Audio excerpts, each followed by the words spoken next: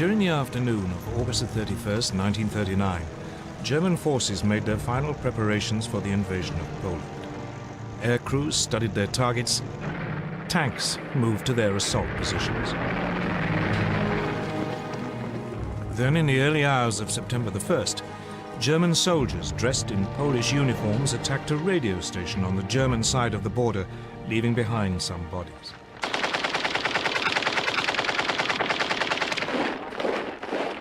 This was the aggression which Hitler later used to justify his attack.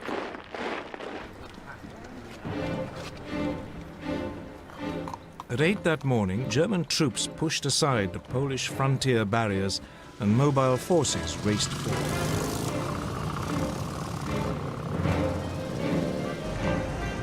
Two days later, on September the 3rd, Britain and France declared war, honoring their promise to stand by Poland. But by then, the Poles were in deep trouble. They were not only outnumbered, but facing a new form of warfare for which they were ill-prepared. BLITZKRIEG.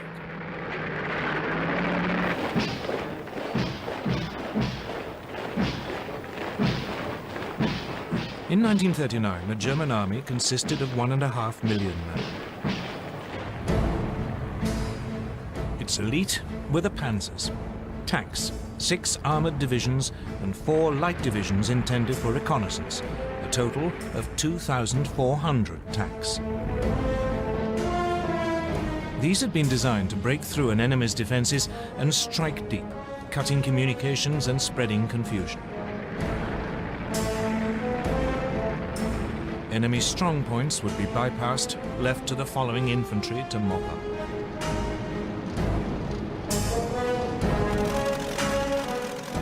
The new German Air Force, the Luftwaffe, was also designed for Blitzkrieg.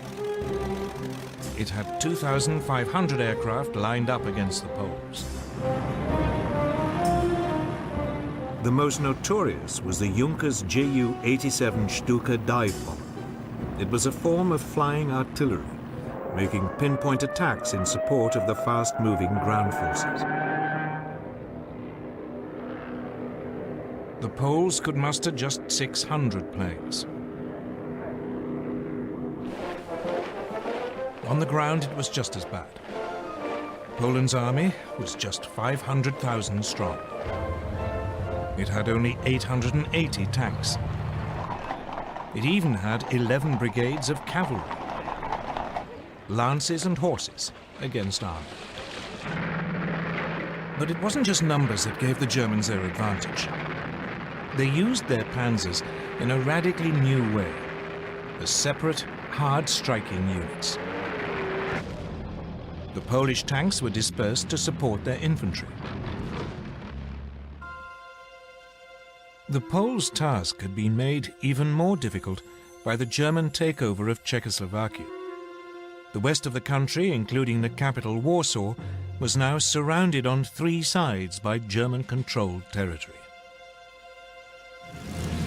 This geographical advantage was essential to Germany's grand plan. The task of the first thrust of the tanks was to create an initial breakthrough. But actually winning the war depended on deep pincer movements designed to surround and crush the enemy. These would come from Army Group North under General Fedor von Bock. He would launch 2 thrusts from northeast Germany and East Prussia. Army Group South under General Gerd von Rundstedt would launch 2 more from Silesia and Slovakia. The aim would be for the pincers to meet near Warsaw and Brest-Litovsk.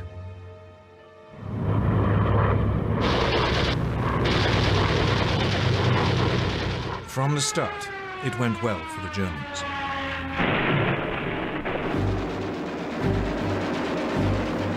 The Polish Air Force was effectively eliminated within the first 2 days.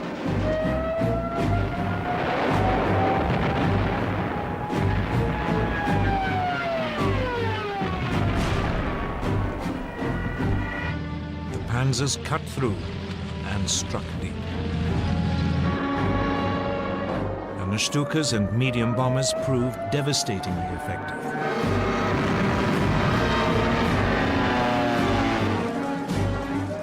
The Poles were sliced apart, pinned into pockets which yielded vast numbers of prisoners.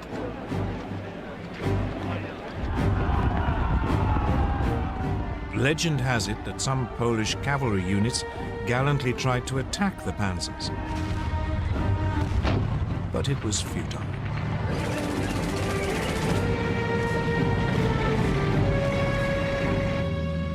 They were just brushed aside. By September the 8th, the inner pincers had met up.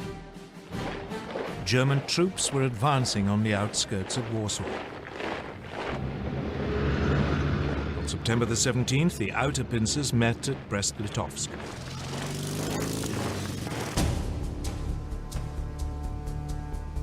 On the same day, Soviet forces crossed the eastern Polish frontier as part of the agreement reached between Hitler and Stalin in the Nazi-Soviet pact. The Polish army was now in full retreat, its government fleeing abroad. Warsaw, however, fought on.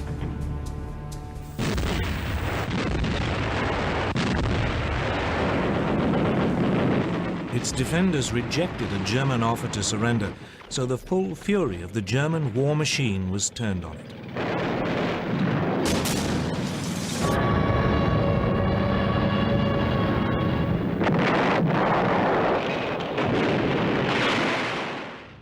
Watching it all was Adolf Hitler, who had followed close behind his conquering army.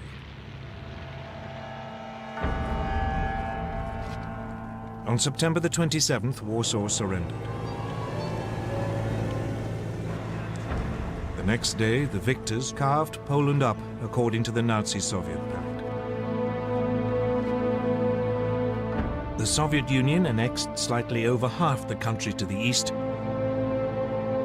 Germany took the rest.